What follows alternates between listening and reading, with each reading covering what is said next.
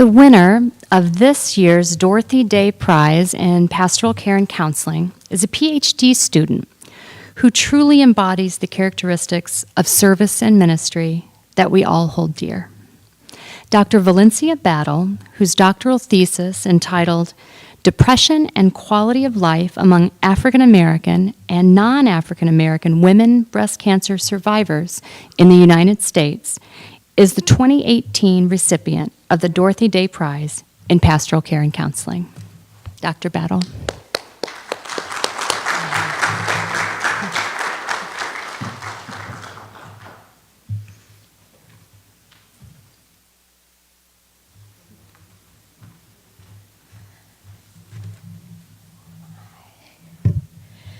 To President Dr. Clayton, Dr. John Morgan, the doctoral committee, the Graduate Theological Foundation staff, and Luann, my mentor and angel, Dr. Anne Marie Neal. Oh my goodness, she was my angel indeed. And to all of you, I am so honored by receiving the Dr. Day Prize in Pastoral Care and Counseling. I live in Flint, Michigan, which is a challenge in itself because, as many of you may know, we've been lead poisoned there. And so we've dealt with that for the past few years, not resolved, although they would like us to think it is. And as a student at Graduate Theological Foundation, I was enrolled in the ABD PhD program, which was in itself a dream come true that I never thought I'd realize after completing my studies at Walden University, and then it just fell apart. There was no one there to take me in, no editor, my faculty mentor moved to Canada, and so I was left after paying them $61,000 with nothing, like poof, it was gone. That was devastating, and so after a few years, I don't know how. I looked on the internet. I had been looking for years, and I found the Graduate Theological Foundation popped up with Dr. John Morgan's face there. What a face. I tell you, I love that man. And so this has been the most rewarding. I've been in school for almost 36 years. I go by my baby girl's age, so I know. And my husband, I'm sure, knows. And I just love learning. Every day there's something new to learn, and from someone and everyone. And so I've continued on to school with various degrees in between. Yeah, he's a saint, isn't he? And as a licensed registered nurse, I've worked in nursing, social work, and as a mental health, substance abuse counselor for over, because I did several jobs at the same time. He's a slave driver, I tell you.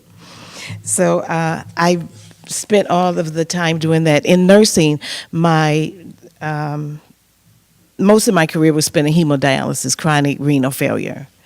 And so I had the opportunity, as working as an administrator, registered nurse, social worker with child abuse and neglect for 20 years in the community, to use my doctoral degrees as a consultant with religious and secular organizations as well.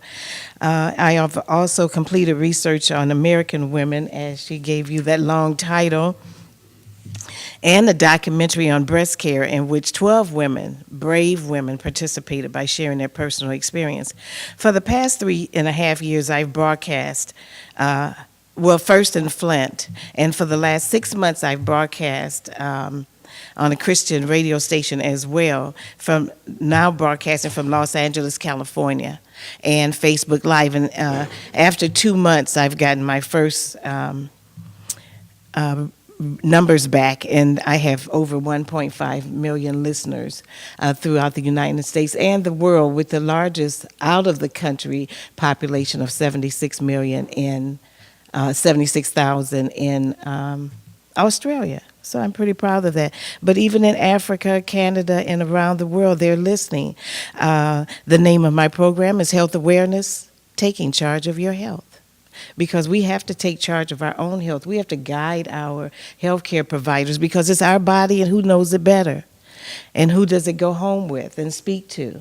And so that's what I'm doing. And some of my topics address a myriad of health issues such as breast cancer, hypertension, diabetes, mellitus, chronic renal failure, prostate health, and sarcoidosis, and then mental health issues such as depression, bipolar, schizophrenia, pathological liars, and all those nice people. The purpose of the radio program is to empower people to take charge of their own health through health education and awareness. And you have the title of my thesis, need I say it again, is titled Depression and Quality of Life Among African American and Non-African American Women, Breast Cancer Survivors in the United States. So it ended up being African American women and Caucasian women only. Why, I don't know. But it's not easy to get women into research, and especially with breast cancer. Women with breast cancer are guarded. They are guarded, and they are territorial too. It took me a long time to even break in and get my first person, but finally I did, and it took 3.5 years to complete that documentary. 3.5 years of begging people, because they're very guarded about that.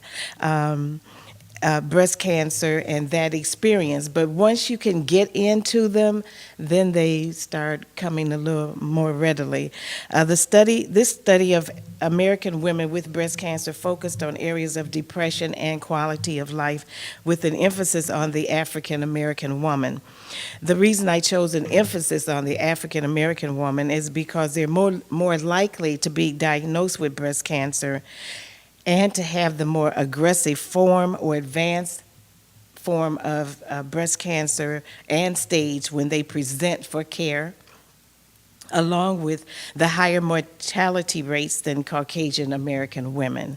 The high mortality rate for African American women is largely due to late detection and treatment.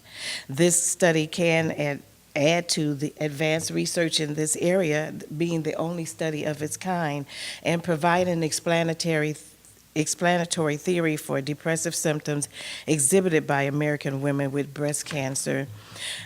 Research on the breast cancer experience of American women can be valuable in providing new insight into feelings and attitudes of American women who have survived breast cancer regarding areas such as depression and quality of life. This research data can immediately be applied to clinical encounters and expanded as research continues with this population and research area. This study can expand the knowledge base of women and healthcare providers as the experience of depression in American women with breast cancer was explained in their own words, offering personal interpretations that have not been presented thus far in the literature related to women with breast cancer, depression, and quality of life issues. So those three combined together are essential components that can help provide maybe earlier detection, as women understand that it plays more into not only just having the disease and being diagnosed, but other attributes from the disease, such as diminished quality of life and depression. My research explores the use of a church-based breast cancer support group, which provides spiritual, psychological, social, and interactive support for breast cancer survivors. There is a need for more research focused on the psychological and psychosocial issues in relation to breast cancer in American women. In this study, ethnicity may make a difference in the breast cancer experience because African American women see spirituality as a means of support and comfort. African American women breast cancer survivors do not readily attend support groups, of which many apply spirituality as a way of channeling their feelings and is sought as a means of support and comfort. There are some spiritual groups throughout the country, but not many, and therefore women do not avail themselves. My ministry purpose is to help others through education on various health issues. The name of my ministry is Healthy Living from a Christian Perspective, utilizing my nursing, social work, and psychology education as a spiritual motivator. My goal is to educate people on health issues, as well as help people to become more aware of the healing promises of God found in Psalms 30:2. O Lord my God, I cried unto thee, and thou hast healed me. Also, John 3:1-2 offers the promise of, Beloved, I wish above all things that thou mayest prosper and be in health, even as thy soul prospereth. The results from the study showed that depression was minimal among these women. There were 67 women who participated, and the depression was minimal. There was one lady who was contemplating suicide, so I referred her immediately for help. And then on the quality of life, on a scale of 1 to 5, most of those women rated their quality of life on a 4 or 5. So it just shows that even though a person can be diagnosed with a devastating illness, there is still hope. And as all of them said, their spirituality was what grounded them and what helped them to make it through the experience. There was one lady who said that she was so glad she got breast cancer because, well, when I first read it, I thought, okay, I've got a real nut job on my hands. I mean, it really just struck me after reading all that, for someone to say breast cancer was a lifesaver for her. Well, and as she wrote on, what she meant by that was that she wasn't taking life the way valuing life the way we should value life. She wasn't doing some of the things that she should do in life. She wasn't living the kind of life that we should live, of giving, loving, and all that. And now, after she was faced with perhaps life being over, all right, now she understands. And so she attributes that she's living a better quality of life today, having had that experience. And then now I understand what she meant. So my doctoral degree here at Graduate Theological Foundation will give more credibility to the work that I desire to carry out for the Lord in my ministry, as well as further my desire to reach my intended goals of educating others, consulting, writing books, and filming documentaries, in addition to opening an assisted living facility that I'm working on now for Alzheimer's and dementia patients. I've been in the church all my life, and I've worked as with youth and adults as a choir director and many others, deaconess and things like that. And I have found that working for the Lord is the most valuable work that we can do in our life, and I wouldn't take anything for this journey. And I am so grateful to you all for presenting me with the Dorothy Day Prize in Pastoral Care and Counseling. Thank you all.